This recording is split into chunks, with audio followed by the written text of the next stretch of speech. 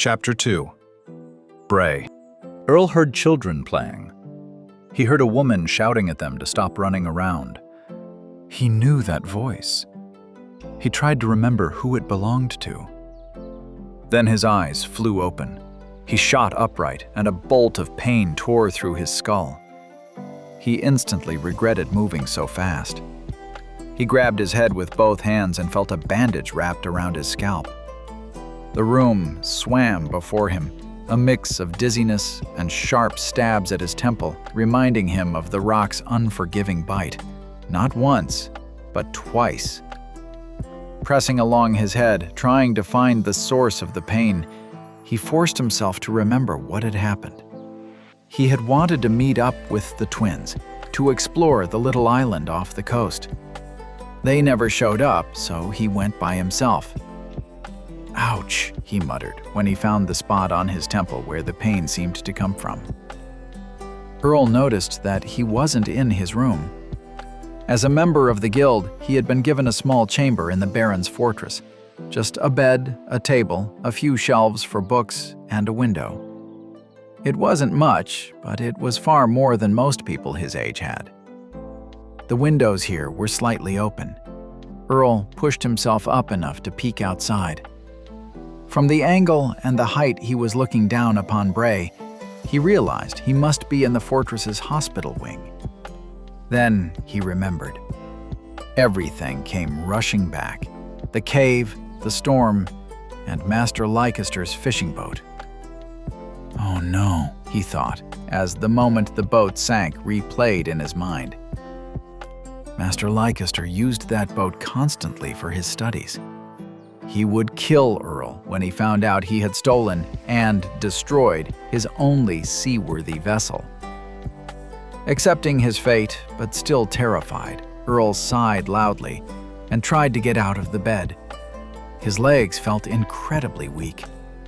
Holding onto the end of the bed, he slowly made his way toward the window. He stopped there for a moment, taking in the bustling town below. Teamsters maneuvered their wagons and carts through Brae's narrow streets. People decorated their houses, and merchants were setting up tents. The town was preparing for the upcoming Midsummer Festival. It was the largest celebration in the entire kingdom. Every year, all the guilds, except Earl's, chose their new apprentices. The Royal Guild of Advancing Wisdom didn't select apprentices during the festival because their training began much earlier. Students usually joined the guild at around 6 or 7 years old. In Earl's guild, earning the title of master took far longer than it did in any other guild. The guild operated unlike any other. Where the other guilds recognized only apprentices, journeymen, and masters, the Royal Guild of Advancing Wisdom, on the other hand, used a strict hierarchy of 32 ranks. Grandmaster was ranked 26, Master Leicester's rank. Cough. Earl snapped his head back at the sound behind him. "I didn't mean to scare you, Earl. I see you're finally awake. How are you feeling?" Mrs. Lockwood asked, the keep's nurse, a very old and very small woman. "I'm starving, but other than that I feel fine, I think. What time is it? And what day is it, if you don't mind me asking?" Earl responded. "It's midsummer morning. There will be some fresh beef tea in about 2 hours." Excitement built in Earl. He loved the Midsummer Festival. As he walked toward the door, he thought of the twins and how much fun they must be having already. "Aren't you staying for the beef tea? You really should." "I'm going to the inn. They have food there too," he cut in, slipping past her, already halfway through the doorway. "The inn is closed today," Mrs. Lockwood said. "The Whitmore family is down at the barracks preparing food for the festival." Jasper and Jane's family. Earl froze as the information sank in. "Thanks for letting me know," he said, continuing on his way toward the twins, and some real food. As he stepped out of the keep, Brae opened up before him. So many people. So many unfamiliar faces. Brae was the largest town north of Rivercross, but still small compared to the great cities of the kingdom farther south. After 17 years living here, Earl knew most of its people. But today, everyone in the region was in Brae. He made his way through the busy streets, surrounded by unfamiliar smells and sights. As he walked, he noticed Mr. Kane, his favorite merchant, setting up a tent to showcase and advertise his products. Mr. Kane owned an exotic bookstore on Main Street. Growing up, Earl had spent countless hours there, losing himself in the worlds the books brought to life. The shop also carried a sizable collection of maps, something Master Leicester valued greatly for his work. As Mr. Kane recognized Earl, he waved him over. "I'm glad to see you're feeling better. Master Leicester told me about your endeavors," Mr. Kane said, sincerity in his voice and worry in his eyes. "You have to be more careful, boy. The gods may be on your side, but who knows for how long?" I know, it was extremely close this time. I don't even really remember how I made it, Earl admitted. They told me a fisherman found you lying on the beach, Mr. Kane said. At first, they thought you were dead. Luckily, he recognized you as Master Leicester's student and called the guards. Master Leicester also mentioned something about his beloved shallop. Earl swallowed hard at the last part. "Well, let's just thank the gods I made it," he said quickly, trying to avoid the topic. "You can say that out loud, boy. Now tell me, where were you heading?" "Looking for the twins. Mrs. Lockwood said the Whitmores were preparing food in the barracks," Earl replied. "Ah, yes. They were given permission to use the canteen in the barracks to help with the feast later," Mr. Kane said. "Every year the Baron hosts a massive feast, feeds everyone at the festival." He leaned in slightly. "The Baron ordered the slaughter of 20 oxen this year, 5 more than last time. Well, it is the year 330 on the guild calendar. A round number midsummer calls for a larger celebration. By tradition, every person in the kingdom aged 1 year on Midsummer Day. At midnight, the calendar year changed too, marking the start of the new year." "Seems like the Whitmores have a lot to do. Better I find them," Earl said, to politely get out of the conversation and closer to where there was food. "I think they have enough helping hands. You should go find Master Leicester. I don't think he knows you are awake yet." Mr. Kane tried to reason with Earl. "I'll go find him soon," Earl lied as he walked past Mr. Kane. Just like Mrs. Lockwood, Mr. Kane watched Earl grow smaller in the distance. The barracks grew larger as Earl approached, and he aimed for the main gate that led into the courtyard. He didn't recognize the soldier standing guard. Must be a new private, Earl figured. "Halt! The barracks isn't an attraction. State your business, boy," the private barked as Earl came closer. "Boy," Earl repeated to himself. He might look young, but that was no excuse to speak to him like that. Earl was a full member of the guild now. He still followed Master Leicester, yes, but he was no longer an apprentice. After passing the 10th rank, a student was officially recognized as a full member. Not high-ranking, perhaps, but a proper guild member nonetheless. Earl held the 14th rank, 1 step below fellow. And once he reached that level, he wouldn't be allowed to follow Master Leicester anymore. He would be expected to pursue his own research. Part of becoming a fellow was choosing a specific field of study and proving you could contribute something new to it.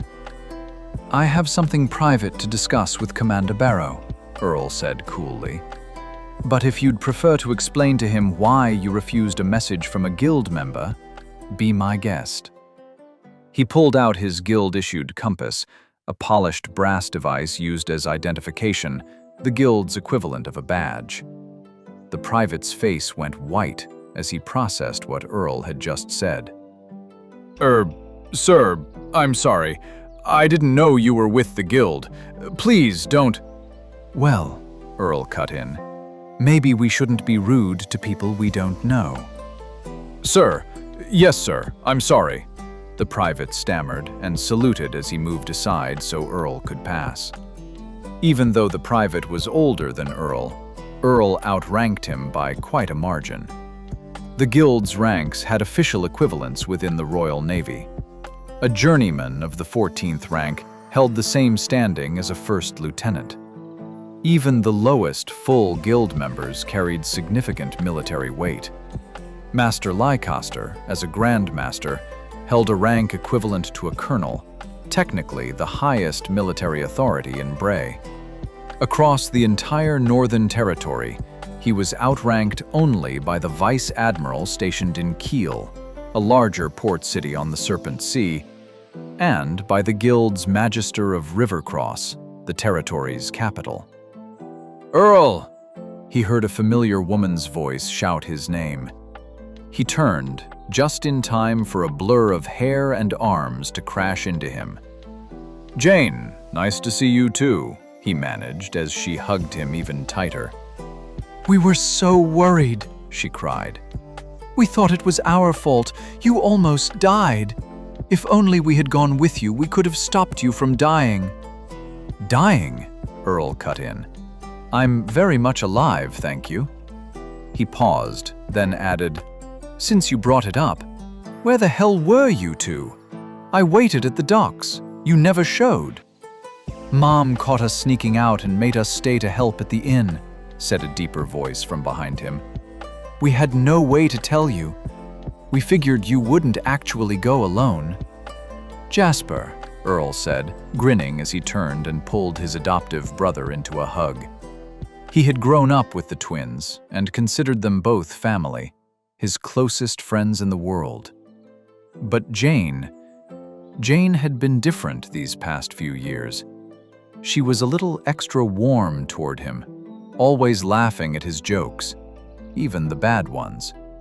Earl wasn't sure how he felt about that. I see, Earl said. Well, I did go without you, and I managed to explore the cave.